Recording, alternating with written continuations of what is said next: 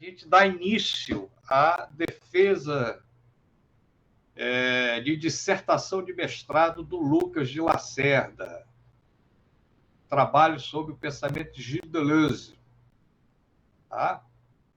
E a gente mudou de ideia e eu achei que, como é a defesa, que valeria a pena o Lucas nos dirigir algumas palavras sobre o trabalho dele. Depois a gente passaria para as considerações da banca examinadora, do Luiz Manuel e da Ada. Tudo bem, então? Acho que podemos começar, né, Lucas? Fique à vontade aí. Gente, agora o áudio melhorou? Tá ótimo. Aí, ótimo. Pois tá, então, boa tarde a todo mundo que veio. Tô muito, muito, muito alegre de estar aqui com todo mundo, reencontrar, pelo menos, né, virtualmente, a grande maioria aqui. E dizer que para a defesa, eu acatei todas as correções, enfim, contribuições da banca, e eu aceitei o desafio da Ada, que foi o desafio de tentar escrever de uma maneira, digamos assim, menos didática, né? Que a Ada não aguentava mais aquele excesso de didatização. E, de fato, é uma dificuldade minha, porque, enfim, enquanto professor, eu fico muito, assim, preocupado se o leitor está entendendo assim, o tempo inteiro, né? Então, para mim, é até difícil tentar entrar nessa escrita menos didática, né? Mas eu tentei, tá? Eu aceitei o desafio. E também as contribuições do Luiz, né? Para pensar a lógica, para pensar os movimentos aberrantes, para pensar o esoterismo, o sentido, o ser sensível, enfim. Todas as contribuições do Luiz também entram nesse texto, né? Então, o que eu pensei aqui é de fazer uma leitura breve, muito breve mesmo, assim, para vocês sentirem um pouco a atmosfera do trabalho, né? Porque depois, posteriormente, eu pretendo ofertar um curso completamente gratuito para toda a comunidade acadêmica, para que essa pesquisa ela possa retornar para a comunidade e que ela possa, enfim, ecoar, né, cada vez mais. E aí eu acho que nesse curso a gente vai poder fazer tudo com calma, né? Aí eu vou poder ser didático, né, Ada?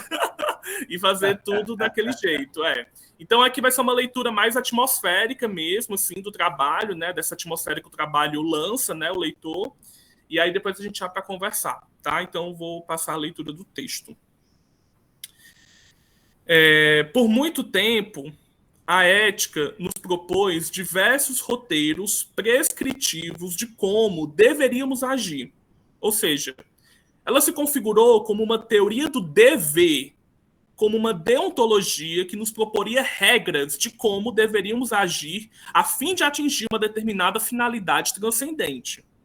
Esse tipo de ética, que aqui reservamos o nome de moral, se encaixa perfeitamente no mundo neoliberal que vivemos, pois pressupõe a felicidade e o prazer como um fim a ser atingido e impõe o imperativo da ação voluntária para a conquista do sucesso. Isto é, a moral, ela pressupõe o livre-arbítrio de que a ação é uma escolha entre possíveis e que o agir ético parte da boa vontade voluntária do sujeito. O problema desse tipo de ética, ou melhor, desse tipo de moral, é que ela pressupõe que somos capazes de agir. Ela parte do pressuposto que possuímos a capacidade de ação em nós. Entretanto, existe um problema anterior e, portanto, nos perguntamos: somos capazes de agir? É uma pergunta anterior.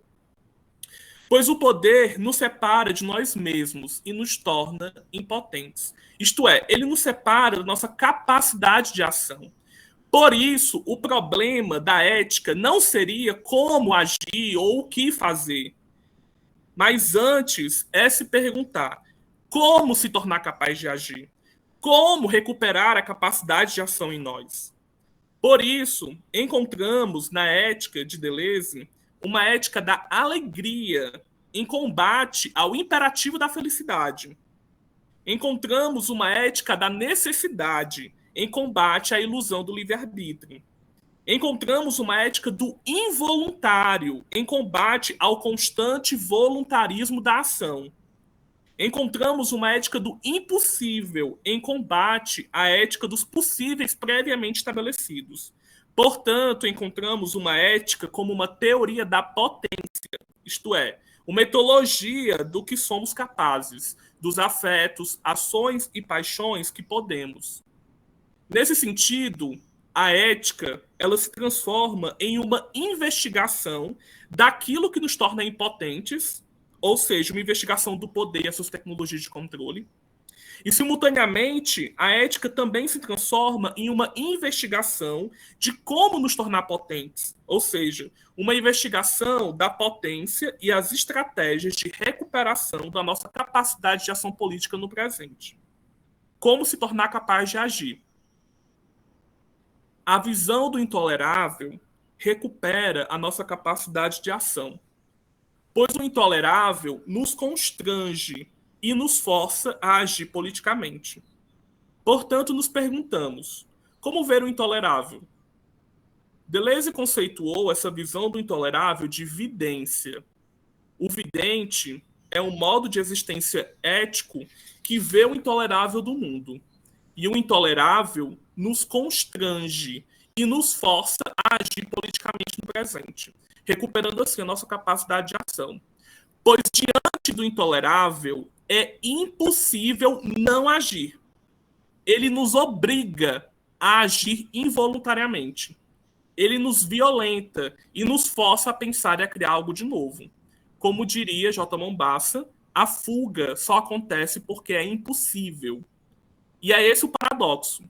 O paradoxo da ação é que a ação política não é impossível, porque justamente é o impossível que é a condição para a ação política. Apenas o impossível e o intolerável nos força a agir. E se o intolerável recupera a nossa capacidade de ação, então como ver o intolerável? Essa é a questão, né? Como ver o intolerável? O vidente arranca os seus próprios olhos para se tornar capaz de ver a realidade. Ele efetua a potência de evidência de abandonar as funções habituais e estratificadas do olho e da visão para ascender a uma visão do tempo puro. Não é mais a memória hábito que acessamos, mas é uma memória viva e intensa. Uma memória cega e muda. Essa memória, ela não enxerga mais as imagens clichês e nem fala as palavras de ordem deste mundo. É uma memória que nos torna capazes de enxergar a realidade e sentir o que ela tem de mais intolerável. E o que é que temos de mais intolerável em nossa sociedade? A desigualdade é intolerável. A escravidão é intolerável. A colonialidade é intolerável. A exploração é intolerável. O capitalismo é intolerável. E apenas a visão do intolerável tem a potência de nos constranger, ou como diria o Primo Levi, né, a vergonha como afeto revolucionário. Apenas a visão do intolerável tem essa potência de nos constranger, a gente sente vergonha mesmo, e de recuperar a nossa capacidade de ação. Pois o intolerável ele nos força a agir politicamente no presente. Diante do intolerável, um povo se levanta. Não um povo assujeitado, mas sim um povo povir, e que ainda não tem linguagem e nem imagem. Um povo que ainda não existe. E por que ele não existe? Ele não existe porque ele precisa ser criado. Um povo que habita o escuro e que, por isso, em vez de lançarmos luz para enxergarmos a sua existência, essas existências mínimas, né, desprovidas de direito, precisaríamos antes lançar sombras para que essas existências possam brilhar com a sua própria luz. Portanto, é uma luz negra que ilumina sem tornar visível. E o vidente cria novas imagens e novos discursos no campo social.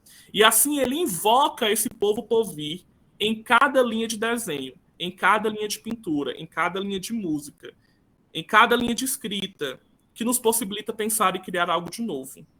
Então o povo, esse povo, ele nasce na ponta do lápis de um escritor, na ponta do pincel de um pintor, na ponta dos dedos de um músico, na ponta dos pés de um dançarino, na ponta da língua do parresista. Um povo nasce na ponta da língua afiada e bifurcada. Um povo nasce dentro do Criador. Ele brota como se ele brotasse da barriga do pensador. E a arte e a filosofia, elas são visionárias. Por que elas são visionárias? Porque elas nos dão a ver o intolerável. Elas nos constrangem e nos forçam a recuperar nossa capacidade de ação no presente. Os conceitos e as obras de arte desmascaram os clichês que encobrem as imagens e tornam a realidade suportável e tolerável para nós, que é essa a função do clichê. É tornar a realidade, tornar o intolerável tolerável. E os conceitos das obras de arte, eles desmoronam as palavras de ordem, que orquestram a linguagem e tornam os modos de vida homogêneos e hegemônicos. Então, o vidente pode ser o filósofo, pode ser o artista, pode ser o louco, o esquizofrênico, o nômade, ou aquele que, à sua maneira, inventa novos modos de sentir, perceber e pensar a realidade. Por isso, o vidente invoca um povo povir, uma nova espécie mutante, que não vê os clichês e nem fala as palavras de ordem.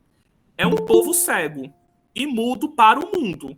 Entretanto, é um povo vidente e sensível para a terra incógnita por vir.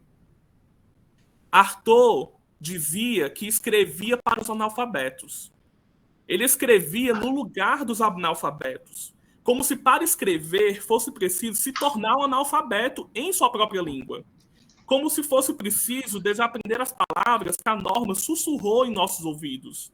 Arthur escrevia para os analfabetos. Ele escrevia para aqueles que não têm língua, para aqueles que ainda estão por vir e que ainda não têm linguagem, para aquelas existências estrangeiras em sua própria terra. Arthur escrevia para os analfabetos para dar uma língua para aqueles que ainda não têm, para tornar dizível aquilo que é indizível. Como se fosse preciso torcer a língua, enfeitiçar a língua como feitiço. Torcer e enfeitiçar a língua para fazê-la dizer algo de impossível. E diante da escrita de um vidente, é nós que nos tornamos analfabetos, pois somos obrigados a reaprender a ler o mundo e também obrigados a reaprender a ler nós mesmos. Por isso, o Deleuze ele dizia que a filosofia ela nasce do grito dos animais. Como se o escritor precisasse escrever a força do grito, pois é justamente o escritor que é alguém que força a linguagem até um limite, esse limite que separa a linguagem da animalidade, que separa a linguagem do grito, que separa a linguagem do canto. Por isso que o escritor ele escreve para os animais, para as plantas, para os minerais. E o vidente é alguém que promove um reflorestamento da linguagem. Ele é aquele que aprendeu a cultivar a terra e fertilizar as palavras. É um reflorestamento do mundo. E a natureza, ela estava grávida de gêmeos, da terra e do mundo. A terra era um corpo vivo, atravessado por forças e matérias não formadas. E ao mesmo tempo que nascia a terra, nascia junto com ela o mundo, que era um extrato constituído por formas e matérias formadas. Extrato geológico, extrato físico-químico, extrato cristalino, extrato orgânico, extrato biológico, extrato homoplástico, extrato antropomórfico, extrato linguístico, são muitos extratos, né? E Deus era uma lagosta. Ele era o artista que criou o mundo com as suas pinças. E essas pinças eram uma dupla articulação de conteúdo e de expressão. Porém, cada articulação já era dupla. Cada articulação já era dupla de forma e substância. Então, a arte, né, a linguagem, ela era a matéria do mundo. E a literatura era a antimatéria da terra. A arte nos dava a ver o intolerável do mundo e invocava esse povo povir, que transicionava rumo à terra. Foi aí que a terra gritou, com a força de 1000 sirenes, e assim criou novos povoamentos da natureza. Eu acho que o tempo já tá... Eu vou ler um pouquinho mais rápido, tá, gente? Porque eu acho que eu acabei criando um texto muito longo, então vou ler um pouquinho mais rápido. Bem, como cortar o mundo com delicadeza? Nos perguntou Elton Ponambi. Questionar como cortar o mundo com delicadeza é questionar como descolonizar falando com a língua que nos coloniza. Essa língua que nos mutila e nos mata, nos domestica e nos aprisiona. Como cortar a língua do colonizador com a navalha de nossas existências? Precisamos de uma língua afiada, como a língua de uma serpente, afiada e bifurcada. A língua se transforma em lâmina, cortante e cirúrgica. E na ponta da língua há um veneno que contamina e prolifera o ácido que corrói o concreto gramatical. Como descolonizar? Escrevendo na língua que nos mata. Como descolonizar? Pensando com a língua que nos coloniza. E a linguagem traiçoeira.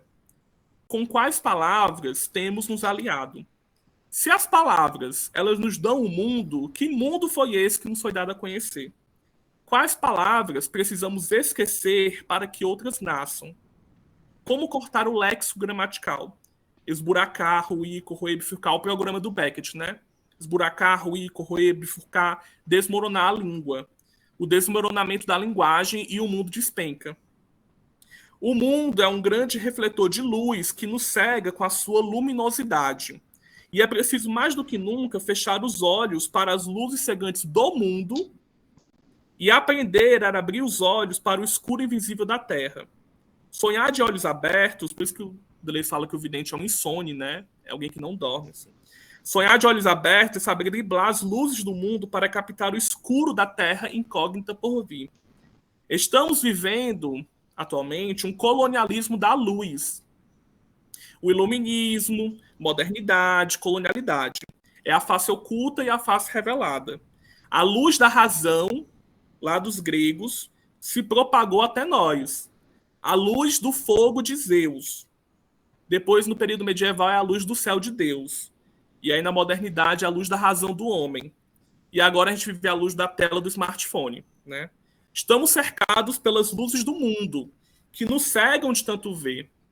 E se a luz ela nos captura com a sua armadilha da visibilidade, como então não ser visível? Mas ao mesmo tempo, se a sombra ela nos mata com o cemitério da invisibilidade, como não ser invisível? Como não habitar a luz e ao mesmo tempo não habitar a sombra? Como não ser visível e ao mesmo tempo não ser invisível? Como habitar uma penumbra entre a luz e a sombra? Como dançar na fronteira entre o visível e o invisível? É na penumbra que a arte gesta novos mundos, que engravida novas possibilidades de vida, pois é na penumbra que a arte dança entre a luz e a sombra, entre o claro e o escuro, entre o visível e o invisível, entre a transparência e a opacidade, entre a memória e o esquecimento, entre a ordem e o caos. É na penumbra que a imaginação ganha sua potência política, no escuro iluminado pelos lampejos da vida, pois é na penumbra que dormimos, relaxamos, desaceleramos e sonhamos. Diante da hiperiluminação do mundo, habitar a penumbra se torna um gesto político de resistência, pois é na penumbra que a arte gesta um novo corpo, porque a arte é o útero do mundo. A arte é o útero do mundo. Ela é a embriologia do nascimento de um corpo vivo. A arte é o mundo grávido de si mesmo. Ela carrega e nutre esse corpo. Vou ler mais rápido, que eu estou preocupado com o tempo. Mas, então, o tumor da Terra começou quando a primeira pessoa disse eu. E para que eu corte o eu e seja eu cortado, é preciso saber como cortar o mundo com delicadeza. Era preciso que passássemos por uma catástrofe, como se cada faculdade fosse forçada a atingir o seu próprio limite. Lá esse limite que separa a vida e a morte. Essa experiência catastrófica, né? As faculdades vão até esse limite que separa a vida e a morte. E é nesse limite que o Deleuze ele dizia que os filósofos eles sentem estranhas afinidades com a morte. Como se os filósofos fossem seres capazes de captar a força da morte e transmutá-la em força de criação de vida e pensamento. Pois o filósofo ele é o alquimista da natureza, que transmuta as energias cósmicas que regem a Terra e o mundo. Nesse sentido, a morte ela não é o fim da vida do filósofo, pois justamente a morte é que é o início da filosofia. E a morte ela é o útero da filosofia. E a filosofia é o útero do mundo também. A morte é o nascimento do filósofo. Ela é o que faz um filósofo nascer. Ele precisa morrer para tornar-se filósofo. Não há filósofo que não passou antes pela morte. Não há filósofo que não esteja morto. Mas apesar desses encontros aberrantes com a morte, ele consegue permanecer vivo, né? É o grande mistério. Como se o filósofo ele precisasse viver a vida no limite do vivido, experimentar a sensação no limite do sentível e pensar o pensamento no limite do pensável. O Platão tem uma frase muito famosa, né? Ele dizia que o filósofo é alguém que se prepara para a morte. E aí, posteriormente, o Montaigne, num ensaio que se chama Filosofar é aprender a morrer. O Montaigne ele reformula a frase do Platão e ele acrescenta ainda que o filósofo é preciso estar com as botas calçadas e pronto para partir. E a gente ainda acrescenta, ele precisa estar de malas prontas para viajar para o país dos mortos. E não é apenas o filósofo que tem uma relação secreta com a morte, mas o artista e o cientista também. Na verdade, é o pensamento que se relaciona com a morte. Como se todo ato de criação precisasse antes passar pela morte daquilo que aprisiona a vida. Né? São os organismos que morrem, não a vida. Então, o filósofo, o artista e os cientistas são aqueles que viajaram até o país dos mortos. E para chegar lá, era preciso atravessar o rio Aqueronte. O rio Aqueronte é o rio que conecta dois mundos, o mundo dos vivos e o mundo dos mortos. Esse rio Aqueronte, ele é um mar composto de águas vivas e águas mortas. Então o desafio era atravessar o Aqueronte. E no inferno de Dante, da Divina Comédia, o Dante ele atravessa esse rio. Ele atravessa esse rio guiado por Virgílio. E quem é Virgílio? Virgílio é o poeta. Pois quem nos guia até o mundo dos mortos é a poesia. São as palavras de fogo da literatura. São os afetos perceptos da arte. São as funções da ciência e os conceitos da filosofia. Elas são a nossa embarcação, a nossa carona. Então, o vidente é aquele que retorna do mundo dos mortos, do país dos mortos. Ele passou pela morte e também nasceu da morte. Por isso que o vidente é um alienígena. Porque ele é aquele que viaja entre o mundo dos vivos e o mundo dos mortos. É aquele que traz as águas criadoras da morte para banhar a terra seca dos vivos. E o alienígena, ele é sempre um estrangeiro em sua própria terra. E um analfabeto em sua própria língua. E no mundo dos mortos, o pensador ele tem visões e audições. Ele se torna um vidente. E quando ele regressa, né, para o mundo dos vivos, ele regressa com os olhos vermelhos, com os tímpanos perfurados, né, do excesso de vida que ele provou e que ele viu. Então os videntes, eles são insones, embriagados pela potência de vida. E por isso, quando eles despertam como se saísse de uma batalha grande demais para eles. Os ossos quebrados, os músculos pisados, a alma morta. Essa é a noção, o sentido de atletismo afetivo. Então o vidente, ele vê a fonte sagrada da terra. E por ter experimentado a vida no limite do vivido, o vidente retorna com os olhos estourados e o fôlego curto. Por isso os videntes possuem uma saúde frágil, pois a força inorgânica da morte quebra a forma orgânica da vida. E os videntes, eles possuem uma saúde frágil porque viram algo demais para eles. Viram a fonte sagrada no limite do suportável. Nesse nível, nessa bruma, não estamos mais lidando com a experiência empírica do mundo, do vivido, nem com os fenômenos da consciência, nem com o mundo da representação, nem com o mundo do sujeito, nem com o mundo do objeto. Pois na evidência não tem mais essa distinção entre objeto visto e não tem mais isso. A visão é uma diluição, uma rarefação dessas categorias analíticas. Nesse nível, estamos em um mundo alienígena. Estamos no mundo das intensidades que invadem o mundo organizado dos estratos da representação.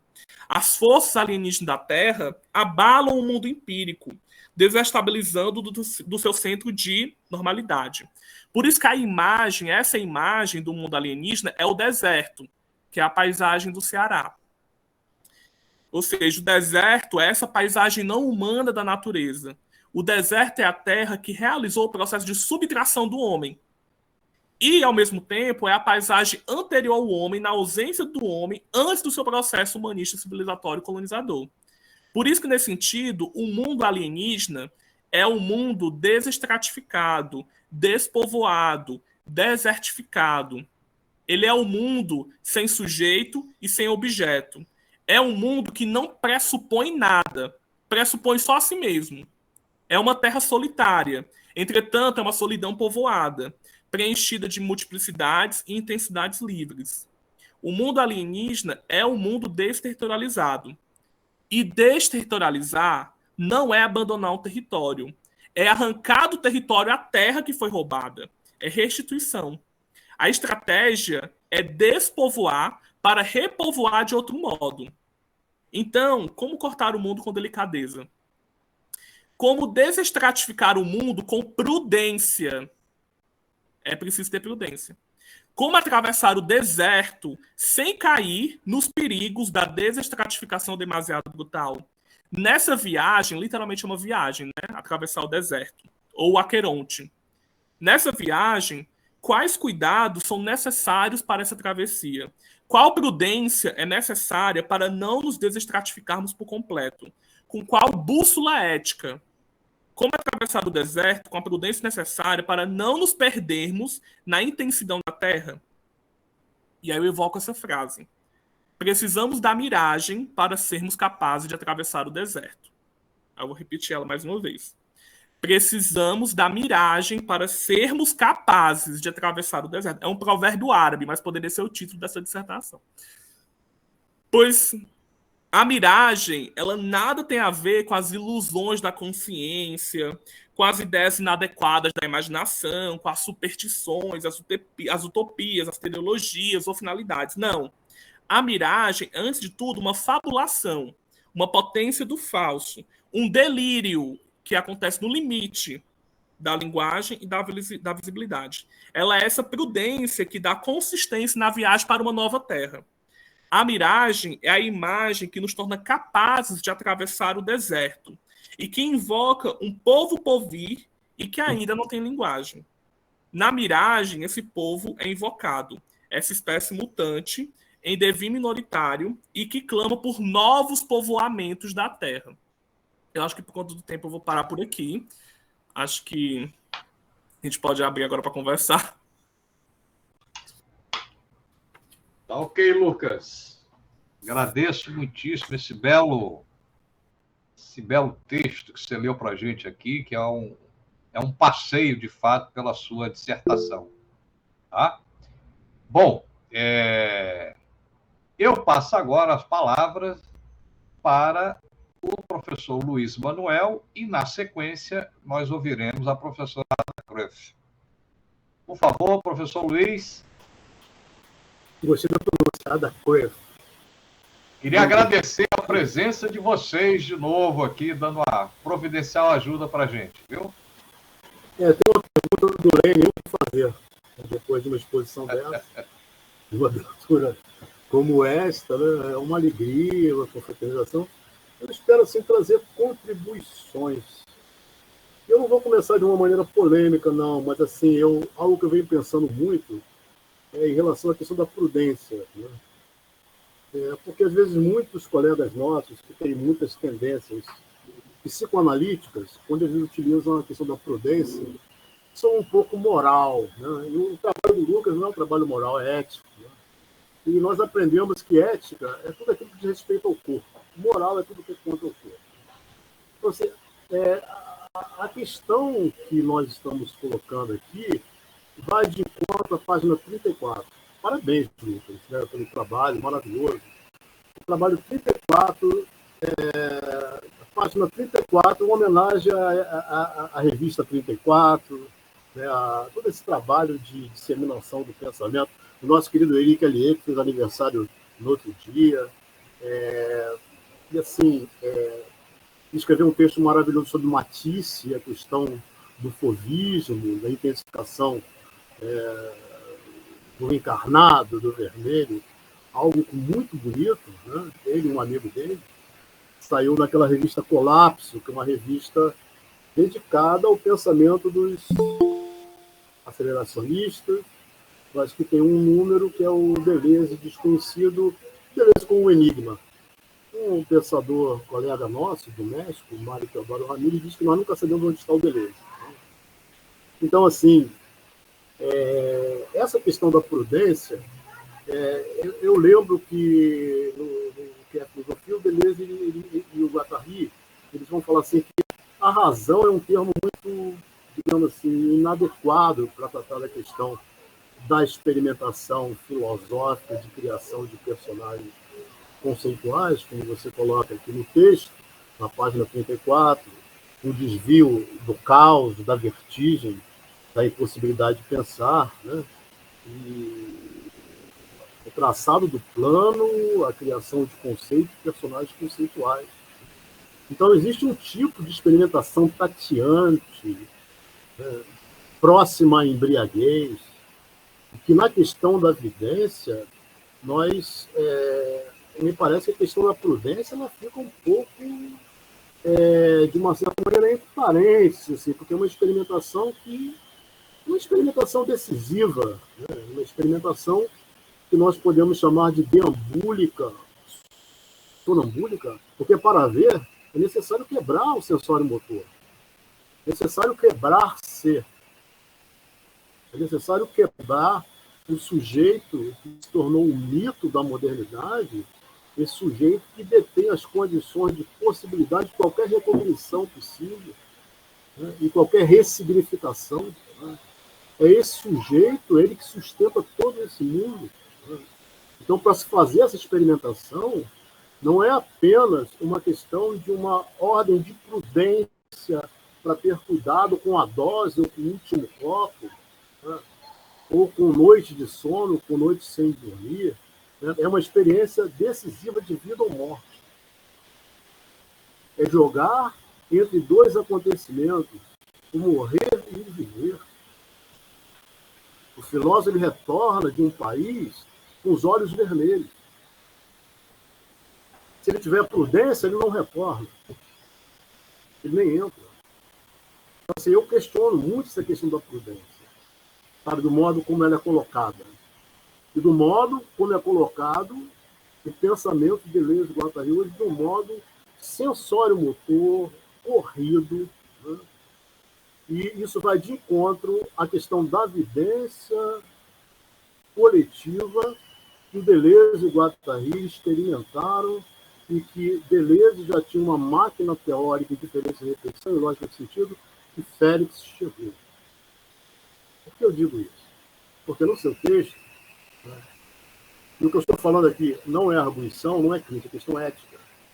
O esquizofrênico, a qual Deleuze e Guattari se reportam, é um personagem conceitual.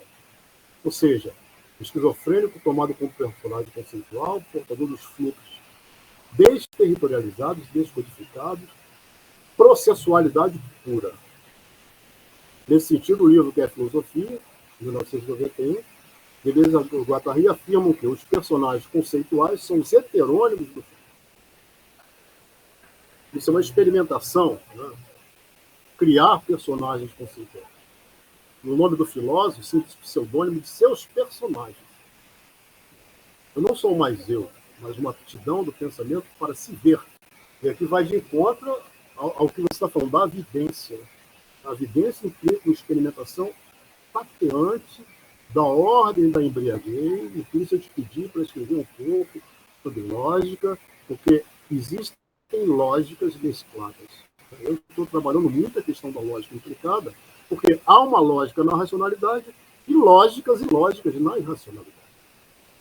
A criação filosófica ela não implica racionalidade apenas, como esse sujeito mítico, detentor da modernidade, da recognição, da ressignificação. O Guattari, ele conta um exemplo de um jovem esquizo de Laborde, que ele ficava falando com o cara parado. Ele falando.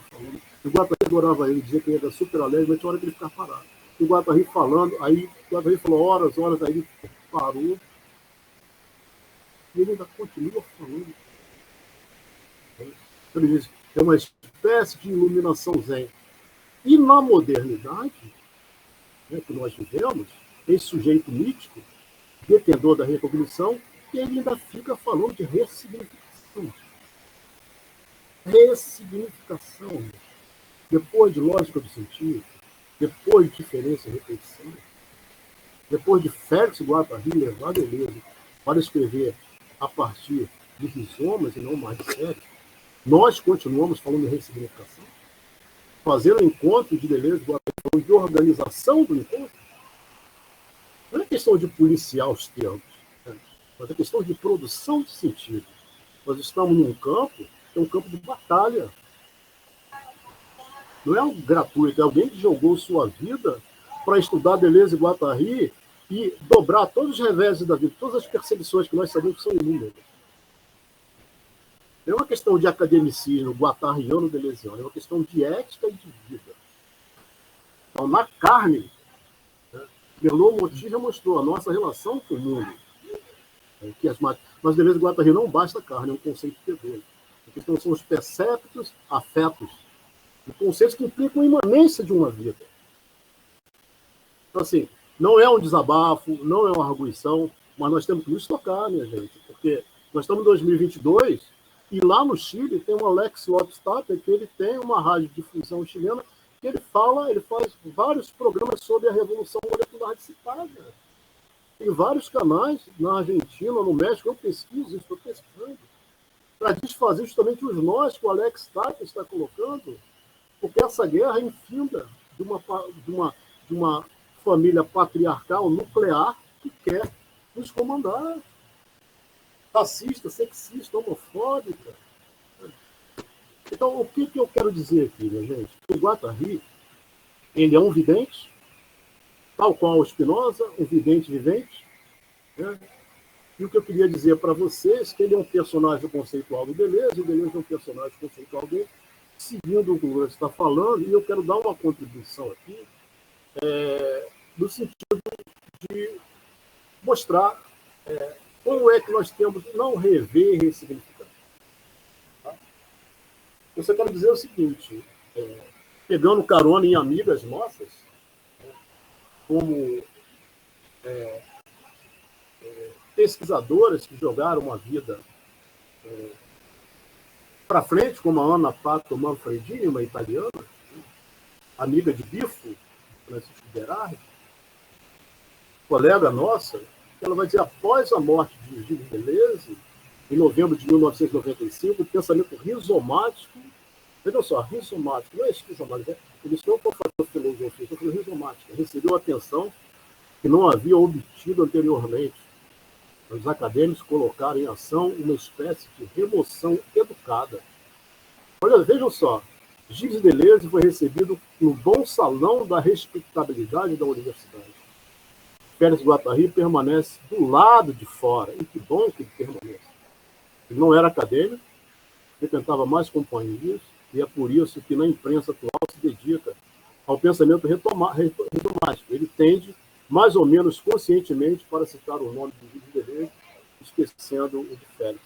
Além da cortesia e correção bibliográfica, é uma questão filosófica essencial aqui. Uma questão rizomática, digamos, muito melhor do que filosófica. E estamos interessados aqui em pensar com o Guattari, que faz filosofia política, além de muitas outras coisas. E seu trabalho é essencialmente político, militante, revolucionário. Por que Guattari? Porque nos parece uma poderosa caixa de ferramentas conceituais adequadas ou consistentes para enfrentar os problemas que vivemos. Nossos problemas, nossas vidas, este mundo está. Essa sociedade, nenhum outro. Encontramos no pensamento de Guattari uma análise aguda, e aqui é isso que nos interessa. Inova da produção capitalista ou capitalística, como ele mesmo dizia.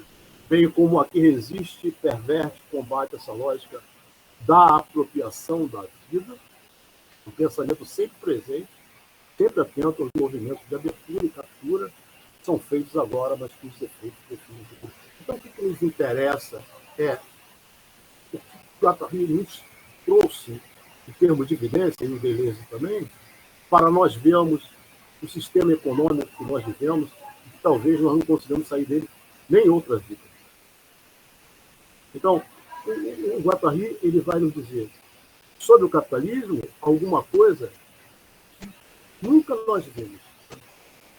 Ou seja, quando nós pensamos em termos de filosofia política, e nós pensamos que existe uma sociedade, uma coletividade, existem indivíduos, o indivíduo, se ele transvida esse campo social, ele vai ser colocado como um fragmento, como uma fração. Né?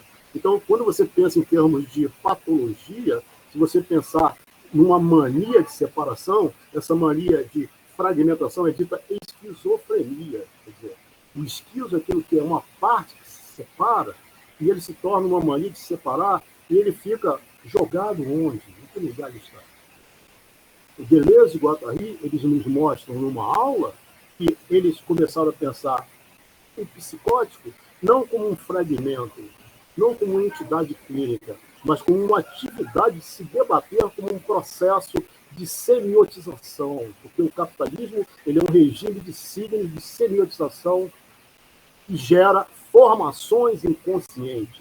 E dessas formações inconscientes aparecem os complexos edípicos, que Freud colocou como sendo o orientador dos nossos desejos individuais.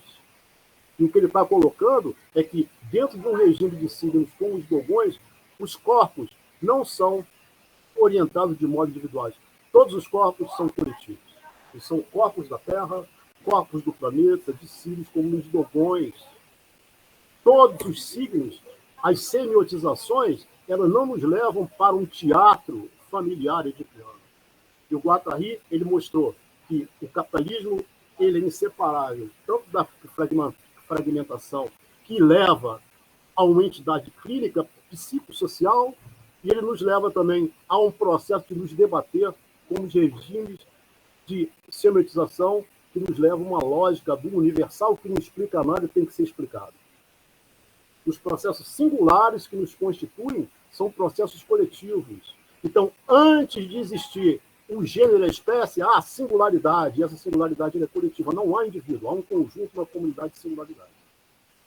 E a semiotização, ela não é, digamos assim, um submetimento às semióticas dominantes, aos significantes que orientam os nossos desejos, tais quais, na psicanálise de Freud e Lacan, que são os dois sujeitos que orientam o campo libidinal do capitalismo. E como Deleuze e Guattari, eles vêm trazer para nós novas possibilidades de pensar a nossa existência dentro do capitalismo e resistir.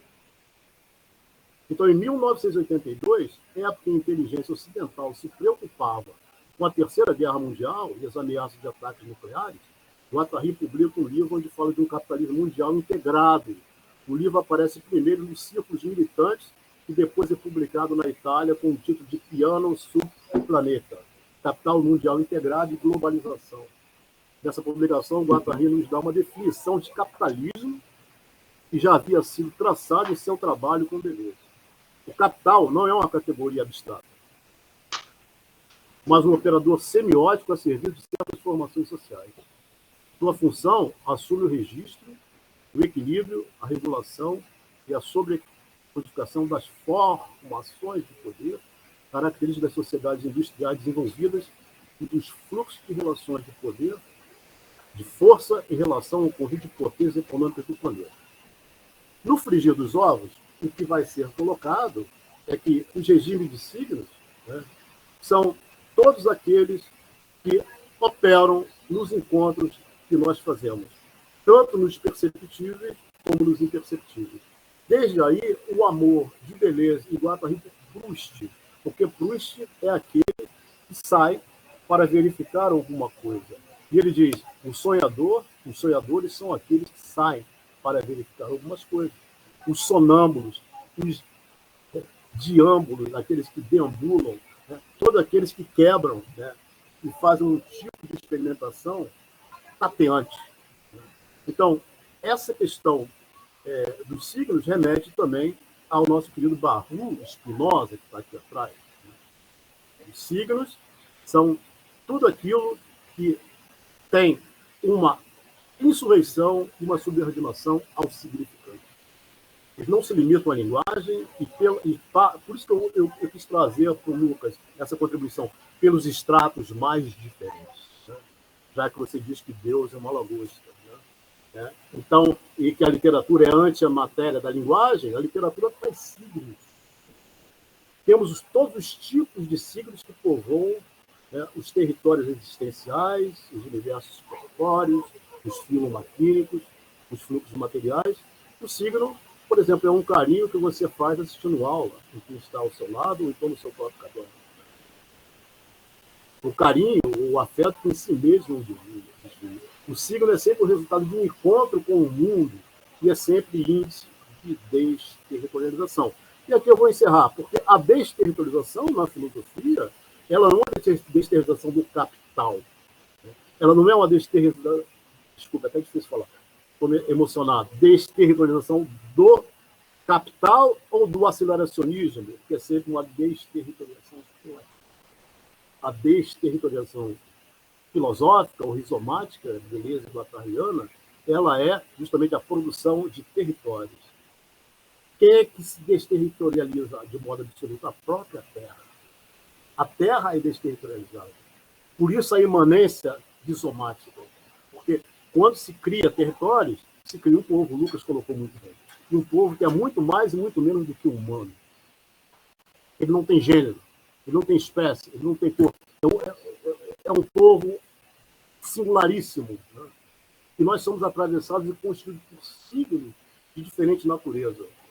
Sendo nossa subjetividade construções semióticas que se cruzam nos mais diferentes regimes de si. Por isso, cada qual possui um consciente que merece.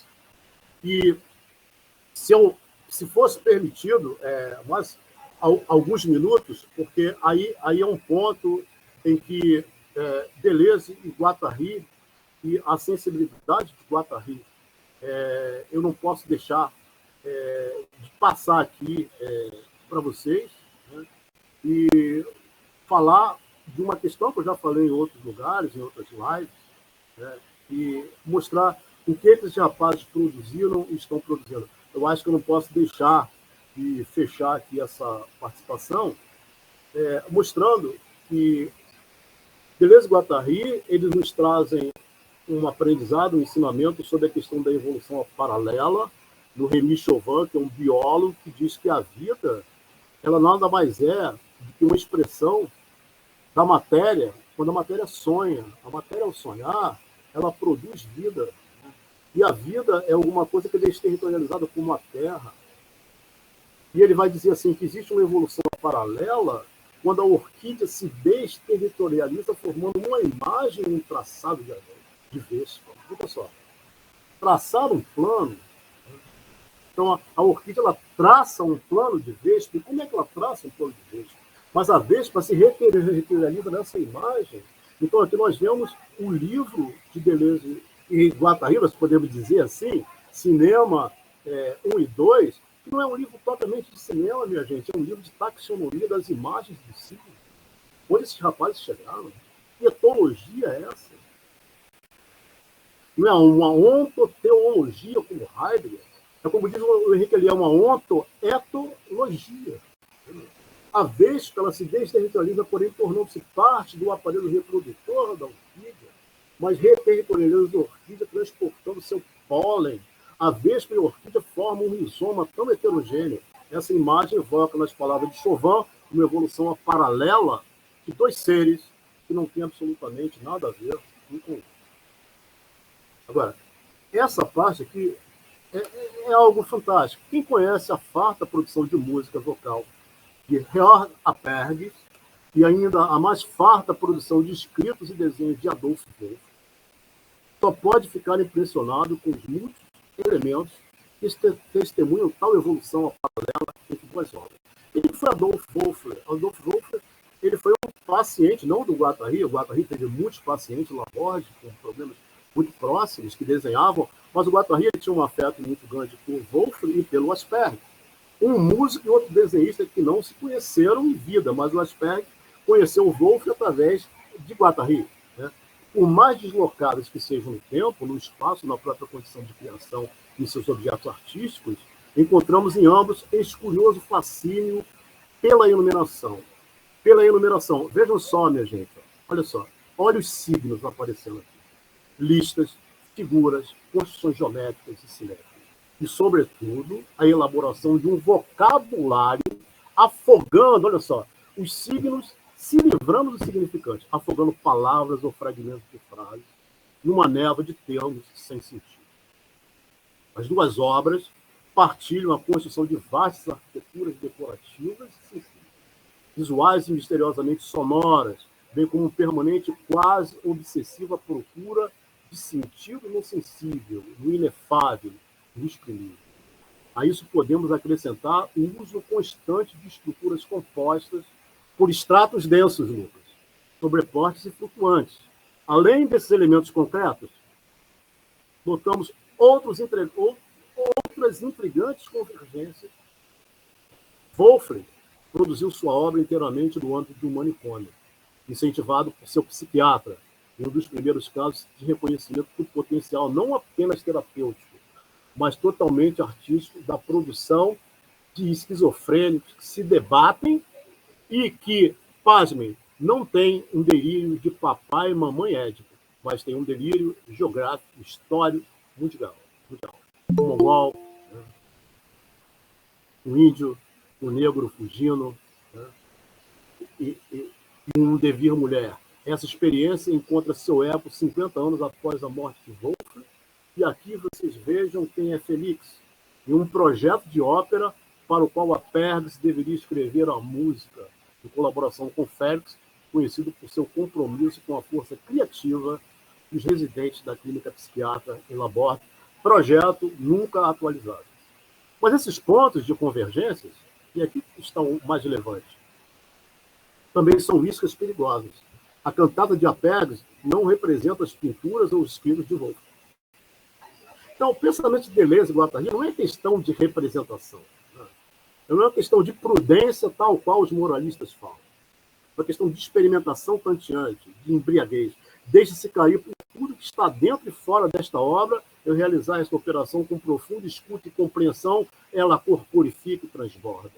Ficamos com a impressão de que, para Pergs, o trabalho de Wolfram se dobra na música, no sentido expresso por Deleuze e Guattari. São duas coisas diferentes que compõem um rizoma. Não há imitação nem semelhança, mas uma explosão de duas séries heterogêneas na linha de fuga composta por um rizoma comum que não pode mais ser atribuído nem submetido a nada de significativo, sobretudo significante.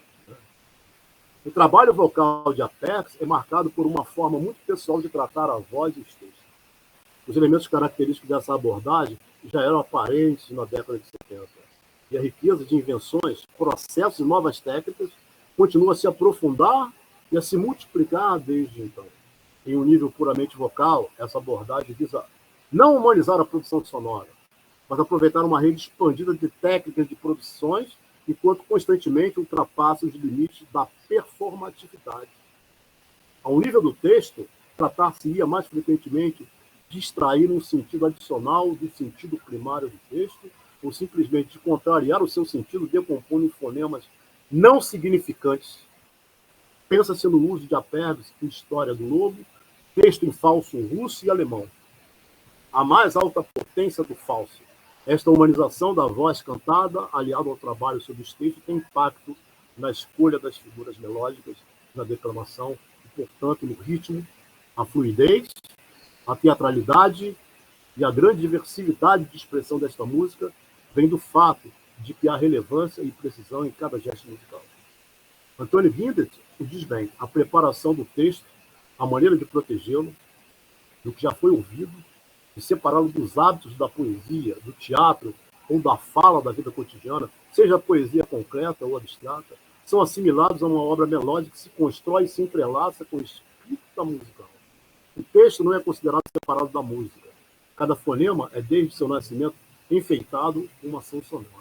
Esta precisão não é muito diferente na relação íntima que supõe entre o som e o sentido não lexical das palavras, como encontrado na música de Schubert ou Janae. O que difere é a ausência de psicologia dramática específica. Aqui não tem metáfora, não tem nenhuma precedência sobre a narrativa, somente agenciamento maquínico do desejo e agenciamento coletivo de emoção. Então, agradecido, e essa é uma tentativa de contribuir para o trabalho de Lucas.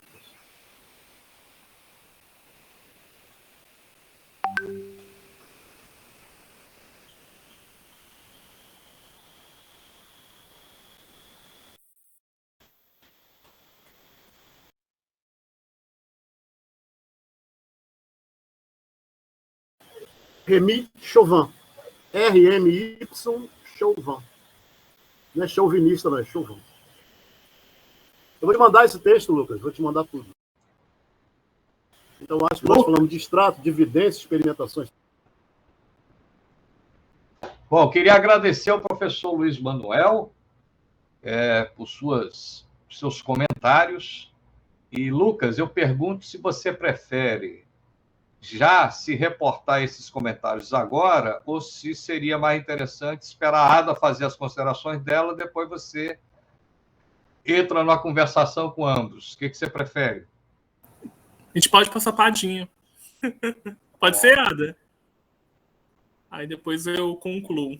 Então, querida professora Ada, você tem a palavra. Muito obrigado por estar aqui de novo com a gente, viu? Imagina, eu que agradeço, né, a oportunidade de estar aqui com vocês, com o Silvio, com o Luiz, com o Lucas, nem se fala, e com todas as parcerias que estão aqui hoje, né? O Cleiton, o Fábio, o Hércules, a Patrícia, o Tiago, a Roberta, o Alex, a Larissa, a Bruna, o Oscar, uma galera que está aqui e que fez parte, né, de tudo isso, que foram forças importantes nesses agenciamentos que nós fomos produzindo nessa trajetória do Lucas, né? Bom, então, eu queria agradecer ao Lucas por esse texto maravilhoso, né, que ele fez, que eu pedi para ele fazer um texto que eu reconhecesse o Lucas artista, o Lucas experimentador, o Lucas de Lacerda que eu conheci. Eu achei o texto do Lucas, eu fiz essa crítica na qualificação, muito fragmentado, mas no sentido de uma espécie de um fichamento, né, que demonstra todo o conhecimento que o Lucas tem, os estudos que ele fez, de conceitos tão importantes e tão difíceis no pensamento de Deleuze e Deleuze-Guattari, né, e dos autores que ele traz também uma multidão, né. Então, eu queria agradecer esse belíssimo texto. Fica difícil falar alguma coisa após esse texto e pedir para o Lucas me enviar esse texto. Né? E, Lucas, tem que publicar esse texto maravilhoso. E eu achei a ideia do curso gratuito maravilhoso, né? Que é um retorno à comunidade, já que a gente está numa universidade pública, né? O mínimo de retorno que a gente pode dar para a sociedade é socializar, né, esses anos de estudo, de pesquisa, de luta também, né, sempre, e mostrar o que se tem produzido de forma tão potente e dar voz, né, para essa potência.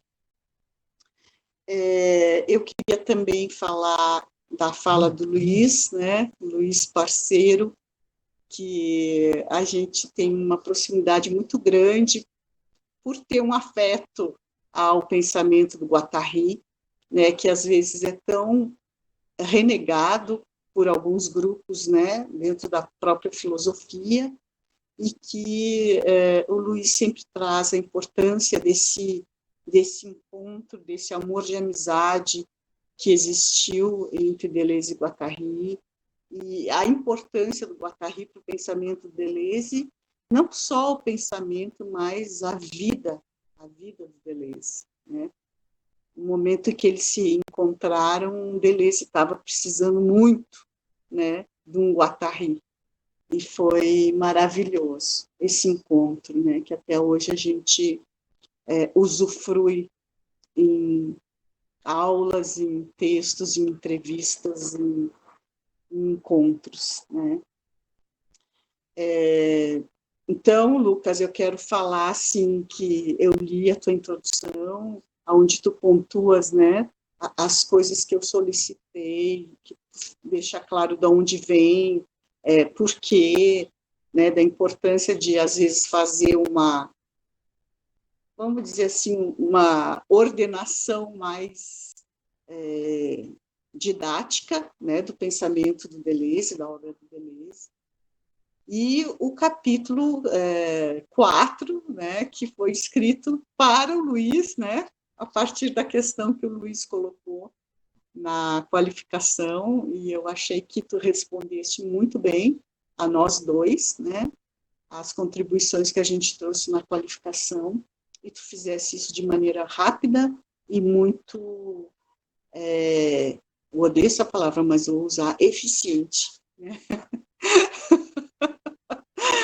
E o Lucas sempre foi um aluno muito eficiente, né? A partir apesar desse sentido que carrega essa palavra, né, numa sociedade capitalística como a nossa, mas é um corpo que cabe muita coisa nesse corpo, né? E aí isso sempre me encantou. Eu sempre admirei muito o Lucas por isso, assim, pela potência de agir e de nunca se deixar se fazer um corpo triste, né? Um corpo sem potência de agir.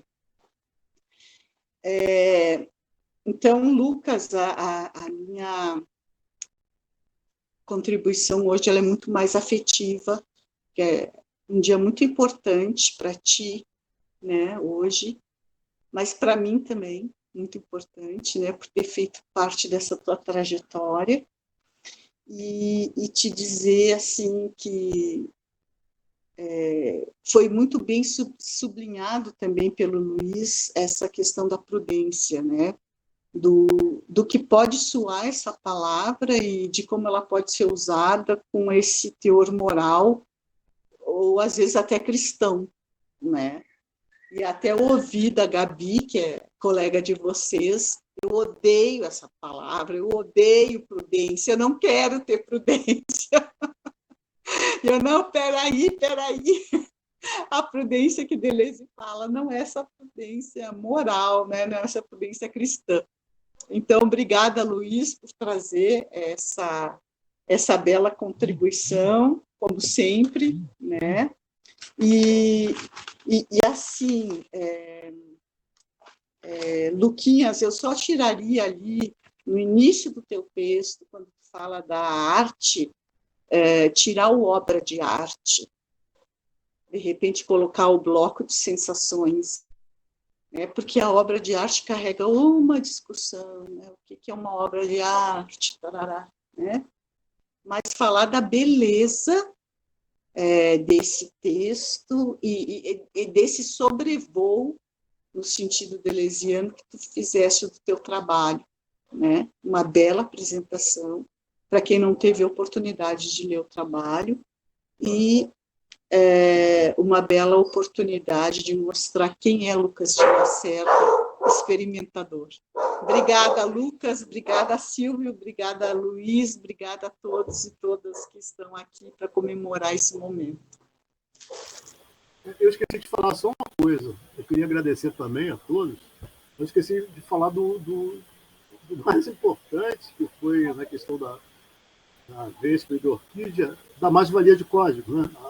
A questão do capitalismo, da civilização, na verdade, o capitalismo, há mais-valia, como o Marx fala, mas o Deleuze e o Guattari dizem que eles estudam o capitalismo introduzindo a questão da esquizofrenia e, ao mesmo tempo, mostrando a mais-valia de código. Por isso, o exemplo É do Remy Chauvin, quando a matéria sonha, ela produz valia vida. De poder, né? Oi? Mais valia de poder. Mais valia de poder. Justamente a captura, essa relação, bodas contra a natura, esse afeto. E o Lucas traz essa contração. É perfeito, né? Assim, mais perfeição no sentido de bom encontro, como Spinoza diz. Os textos do Lucas são fabulosos e a velocidade impecável. Parabéns.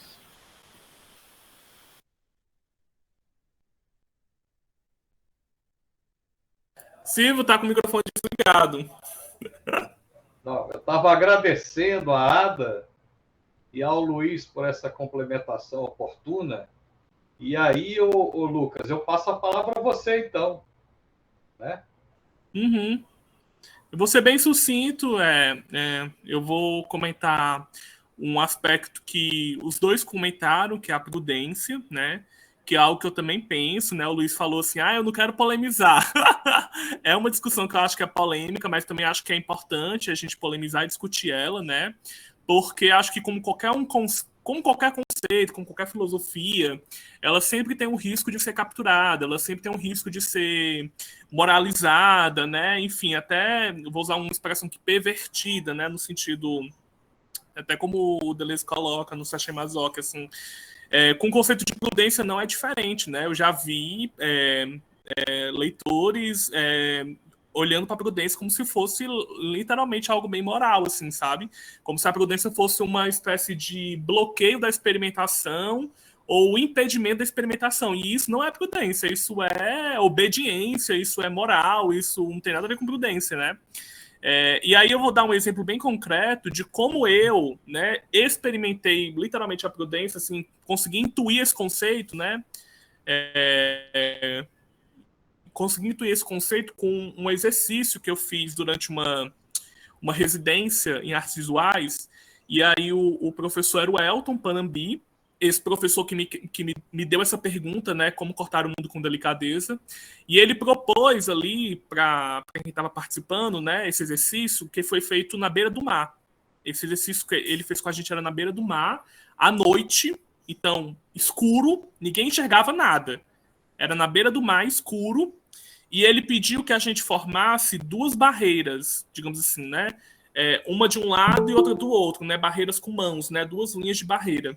E o exercício era que cada um, né, no seu tempo, saísse da linha, se posicionasse no meio, de olhos fechados e corresse. Corresse, de olhos fechados. E aí eu intuí a prudência, porque a prudência, né, aquelas barreiras, elas não estavam ali para impedir a gente de experimentar, mas para intensificar a experimentação, para que a gente pudesse correr de olhos fechados sem medo de morrer, né, sem medo de, enfim, no escuro e tal, né. Então eu acho que a prudência, ela não é um impedimento da experimentação, ao contrário, ela é um intensificador da experimentação. Não se experimenta sem prudência, assim, ela é super necessária, porque existem os riscos, né, de criar um corpo suicida, que eles estão o tempo inteiro falando, o corpo suicida, o corpo fascista. Se não há prudência, a gente pode cair nesses corpos, né? Então, eu acho que a prudência, ela é, para mim, um intensificador da experimentação, assim, e não um impedimento, né? Só para complementar. E aí, para concluir, eu acho que é agradecer, assim, queria agradecer todo mundo da banca, Ada e Luiz, pela amizade, né? A Ada eu conheci no começo da minha graduação, na hora que eu cheguei na filosofia, tinha um laboratório, estética, filosofia da arte, eu queria estudar aquilo, fui atrás da Ada, e enfim, ela me apresentou um mundo super novo. O Luiz eu conheci num evento, que a gente sempre organizava os eventos, e cada evento daquele foi um acontecimento. Aqui. E o professor Silva, que eu persegui ele na graduação por conta das disciplinas, que era um professor muito didático, talvez eu me espelhe dele. Muito didático, com os slides. Então, enfim, agradecer a todo mundo que estava aqui, porque todo mundo sabe que a minha trajetória foi muito construída por grupo de estudos. Eu era uma pessoa viciada em grupo de estudos, até hoje sou. Todo mundo aqui me cruzou comigo em algum grupo de estudos. Então, só agradecer a todo mundo que veio aqui, e é isso. Lucas, e vamos fazer os nossos encontros 30 anos de Guatari no Sertão, 50 anos de antiético no Sertão. E a Ada sumiu de repente. Puxa. Lucas também sumiu, todo mundo sumiu. Tô aqui, só ajeitando um problema técnico. A Ada sumiu também. A Ada pode ser que ela tenha dado uma pequena queda na conexão, ela deve voltar aí a qualquer minuto. Então eu queria dizer umas palavras também, mas vou aguardar a Ada tá aí, ela de novo. Pronto. Seja bem-vinda novamente, Ada. Então, gente, eu queria fazer umas rápidas considerações, não vou falar muito. Primeiro, eu estou muito feliz, muito orgulhoso do trabalho feito pelo Lucas. Desde o início, quando a gente se conheceu, eu já achava ele que o Lucas tinha um traço que eu acho muito precioso, que é essa vontade, essa curiosidade de querer saber mais, de ir atrás das coisas, movido pela paixão, pelo desejo. Sempre foi um ser desejante em carne viva, né, Lucas? E isso é muito legal quando a gente encontra nos nossos alunos, porque nos afeta profundamente também, né? E o Lucas, outro dia eu estava brincando, Lucas, não me lembro com quem, que eu acho que você passa mais horas do dia em grupos de estudo do que faz qualquer outra coisa possível na face da Terra. Bom, o fato é que todo esse engajamento, todo esse empenho, esse esforço, eles terminaram por te dar uma base maravilhosa, muito consistente no pensamento do Deleuze, que não é uma coisa fácil para uma pessoa nova como o Lucas, né? Então, primeiro de tudo, eu queria destacar isso e dizer que os méritos da dissertação do Lucas são praticamente todos dele. Eu só fiz acompanhar um pouco a distância, até porque eu achava que vinha, né, um trabalho muito interessante.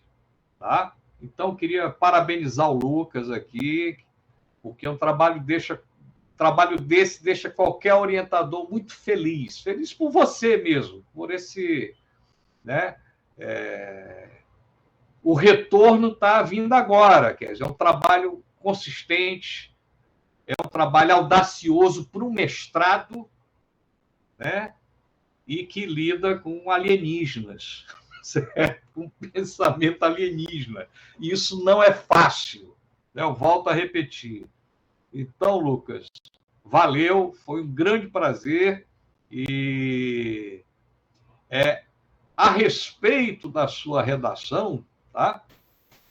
Uma coisa que já foi apontada, como a própria Ada disse, lá na qualificação, eu acho que é uma coisa um pouco ambígua, meio paradoxal, mas é isso que torna também o trabalho muito interessante, porque nota-se todo o empenho seu em fazer algo que eu acho muito importante, eu acho muito legal. É uma generosidade que você escreve para pessoas que estão dando os primeiros passos, né? Se a editora Brasiliense ainda funcionasse como no começo dos anos 80, você podia escrever um livrinho sobre Deleuze para a coleção Primeiros Passos. Seria brilhante o livro, não tenho a menor dúvida, né? E aí tem a sua veia de educador, um grande professor, tão jovem, já um grande professor, muito generoso, com a paciência para ir tecendo a rede conceitual, né, que não é fácil, do Deleuze, né? Aqui e acolá você exagera, como diz a Ada, né? Você exagera um pouco, mas eu acho que a dimensão positiva desse seu texto, ela sobrepuja para mim, sobrepuja essas outras coisas, está entendendo? Porque a própria leitura do texto se encarrega de deixar bem claro que você está sendo didático porque você acha isso importante. Você quer dar isso de presente para o leitor. Está entendendo? Se você quisesse, você podia fazer uma escrita mais rococó, mais hermética, né? Como na época que o Foucault escreveu As Palavras e as Coisas, parecia que era moda, né? Ter um texto difícil, hermético, né? Como Lacan, tá certo? E por aí vai. E agora, tem uma coisinha que eu acho que, pensando na publicação da dissertação, né, eu acho que poderia ficar um pouco melhor, mais bem resolvido, por assim dizer. Mas isso é se você achar que isso tem alguma procedência, tá? Porque já está ótimo para publicação. Já acho que o trabalho merece ser publicado. E já lhe disse isso também. Mas você dispara, né, o seu tema, o assunto da sua dissertação de mestrado, mas eu acho que não ficou bem agenciado o problema, a problemática da pesquisa. E talvez por isso o seu texto pareça um pouco, né? Eu acho que eu fiquei com a sensação muito vaga disso na qualificação, mas agora, depois de percorrer com mais calma, e depois de influenza e Covid, eu acho que você acabou fazendo um trabalho que é uma panorâmica sobre o pensamento do Deleuze. Está entendendo? Você foi pegando vários aspectos que são cruciais, são importantíssimos para entender o pensamento do Deleuze e foi fazendo uma sequência, tá? Que pode parecer uma espécie de ajuntamento dos seus fichamentos, dos resumos que você fez ao longo dos últimos 6, 7 anos. Né? Lendo Deleuze, lendo Guattari, lendo Deleuze e Guattari e os grandes comentadores de Deleuze e Guattari. O que já é muita coisa. Está entendendo? Mas eu não vi o problema da pesquisa servindo como um fio condutor, uma espécie de medula que vai justificar por que nesse capítulo, qual a sequência dos capítulos, por que a sequência foi aquela, quais foram as coisas que mereceram um destaque especial, com base em que critério você fez essa estruturação do seu trabalho e tudo, né? Mas eu acho que isso tem mais a ver com uma reflexão teórico-metodológica do que propriamente com a qualidade do trabalho, né? Quer dizer, eu acho que você trabalha tão bem o Deleuze e o Guattari que essa questão, para mim, ela fica secundarizada. Tá? Não acho que ela é uma questão qualquer. Tá? Eu acho ela importante. Mas isso não constitui demérito nenhum para o seu trabalho. Muito pelo contrário. Então, é isso. Eu agradeço muitíssimo a sua paciência e já vejo em você, gostaria de dizer isso mais uma vez, já vejo em você um grande professor. Tá? E isso a gente não acha em qualquer lugar. Tá? Tem vários colegas seus aqui presentes que já sabem disso, convivendo com você. Pois não, Luiz? Silvio, não, só pegando aí carona o que você falou, esse problema ele pode ser desenvolvido no doutorado, né? Teve uma continuidade, né, do trabalho no doutoramento dele, né?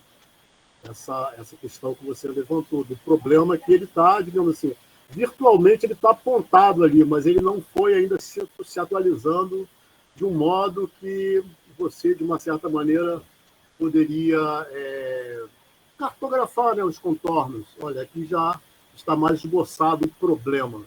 Você trouxe um sobrevoo, né, de questões, mas agora no doutorado você vai atualizar mais, né, o problema da vivência. Não, eu acho que você tem razão, Luiz. Só que eu tenho a impressão que no doutorado o Lucas vai mudar do problema. Eu acho que o problema, o objeto já vão ser outros. E a pegada, o ataque, também vai ser um pouco diferente, porque ele vai tentar usar essa caixa de ferramentas maravilhosa e fascinante do Deleuze para lidar com o não filosófico, que pode ir mais para o campo da arte, da estética, pode ir para o campo dos novos movimentos minoritários. Mas a evidência não vai deixar desaparecer, não vai desaparecer. Não vai. Não vai. Para você ver o não filosófico, você vai ter que, de uma certa maneira, intensificar a evidência e problematizar a prudência. A prudência vai estar de volta aí.